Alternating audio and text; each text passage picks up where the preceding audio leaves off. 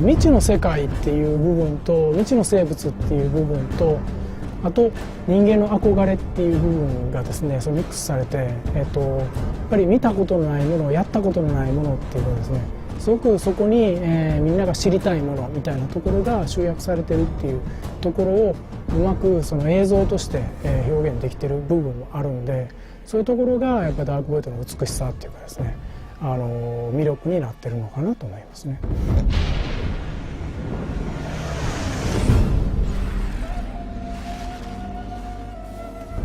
Capcom has a long history of making really excellent games, and from the start we've tried to keep the quality bar high, you know, make the bosses memorable and just, you know, keep the action fun. From a gameplay perspective, you have a jetpack, you know, get off the ground, rise up. There's not a lot of games out there that give you that sort of player freedom. But also kind of alludes to what happens in the plot line with the human beings trapped in the void. They rise up and revolt against the Watchers.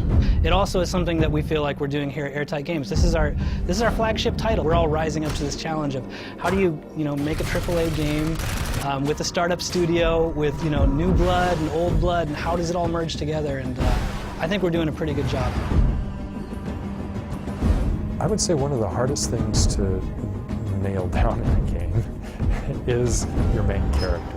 We probably had at least 5, maybe 10 different iterations, and I'm talking complete iterations of our main character. We didn't want to turn him into a cardboard cutout superhero. We're all imperfect in some way, and I think that's why Will is such an interesting character to me, because he's got issues. He's got relationship issues with Ava. He's got some kind of ego things that he needs to deal with over the course of the game. We're all flawed, and that makes an interesting character and interesting stories. How do you deal with those flaws? How do you manage in a world that's not perfect? Nice. Inafune-san repeatedly would say, never shortchange the newness to the character in the world. So when Will first kills a Watcher, we had nothing. It was like, okay, enemy down, keep going. Based on that feedback from Inafune-san, we're like, wow, you know what? We should have Will pause a moment, take a look.